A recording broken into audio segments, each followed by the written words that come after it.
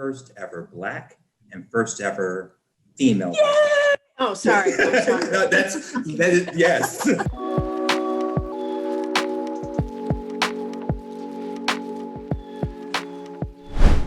You are the president and CEO of World Business Chicago.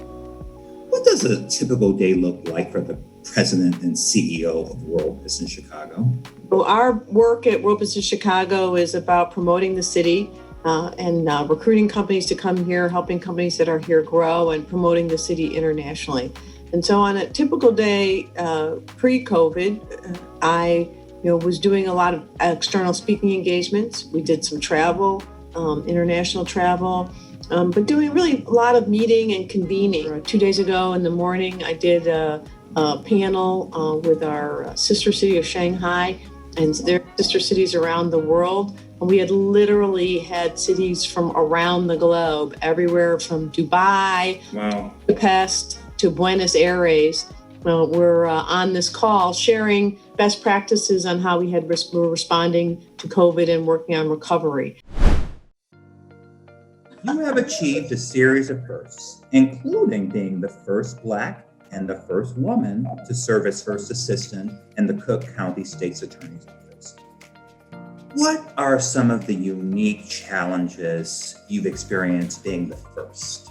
I think when you're the first person of color, so a Black person or woman, you also have to deal with the challenges that people often have lower expectations of your performance, of what you're capable of doing. It becomes really, really important that you have a couple of things. One, a true, consistent focus on excellence and delivering the best that you have. And second, a real recognition that you are opening a door that hasn't opened for not just for you, but for others who come behind you.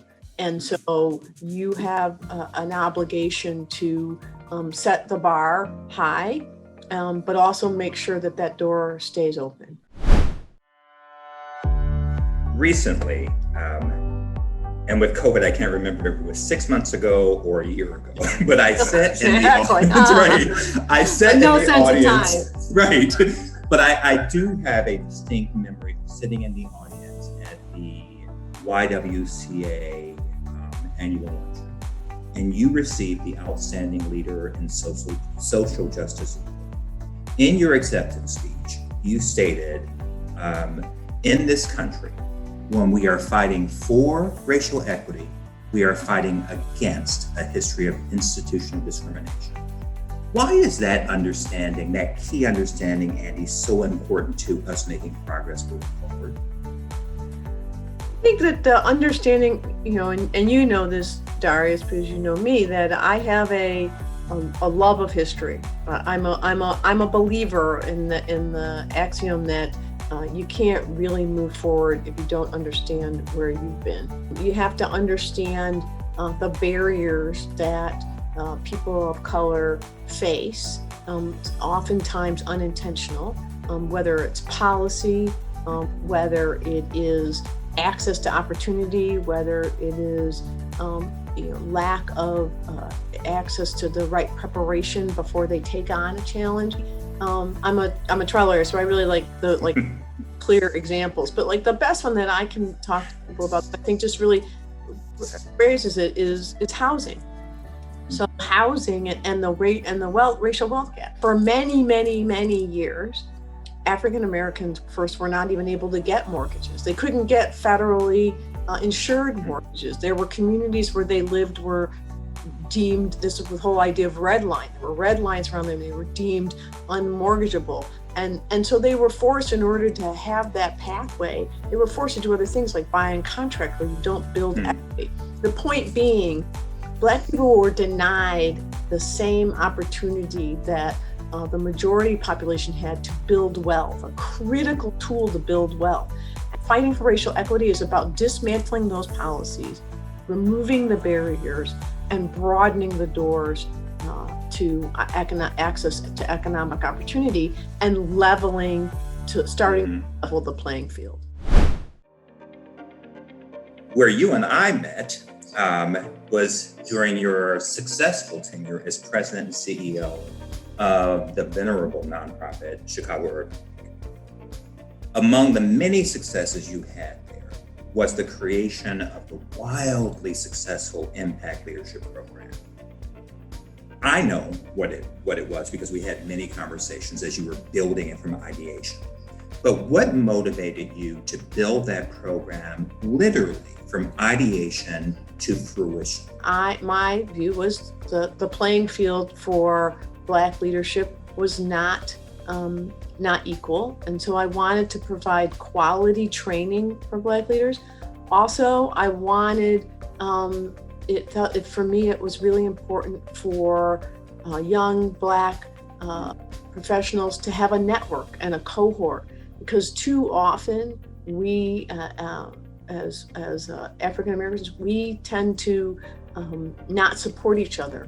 And I wanted us to create a cohort of strong Black professionals who maybe don't always agree with each other, don't always have the same opinion or the same path, but will support each other because they had a shared experience of going through Impact together. And they would know others who've gone through Impact had a shared experience, and that shared experience would help them be more supportive of each other. In addition to your service as the current chair of Chicago State University's Board of Trustees, the immediate past chair of Chicago State Foundation, you have consistently been a connector, bringing time and treasure into the university. But equally important, you have provided personal, transformational support to Chicago State University. And my question for you is simply, why do you give the gifts of your time and your treasure to Chicago State University?